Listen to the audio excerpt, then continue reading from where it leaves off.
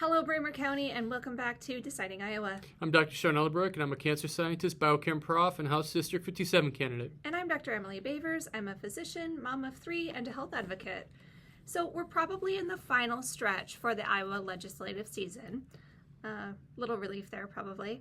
As a reminder, the season started on January 12th. Yeah, the two finals narrow viable bills. However, some bills get moved to unfinished business where they can still be acted upon.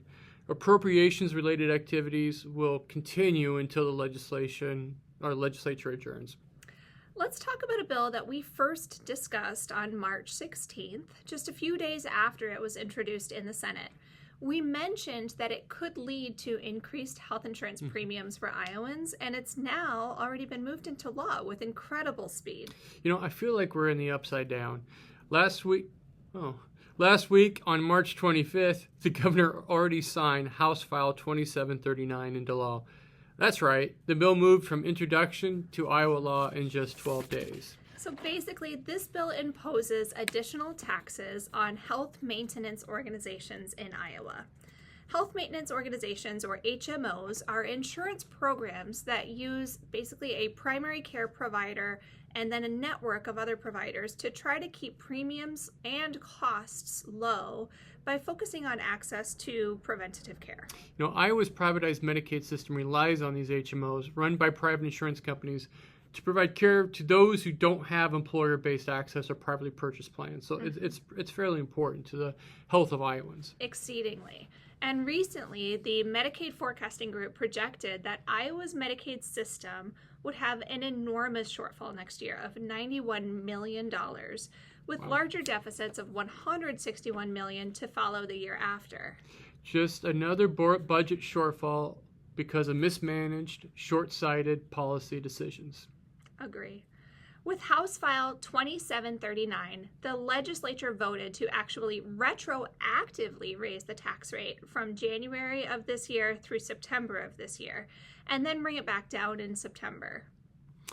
You know, and the companies themselves, they warned that this would increase the cost of insurance for Iowans. Absolutely it will. It makes sense. They're encountering an unexpected cost that is retroactively affecting the last couple of months, affecting this fiscal year.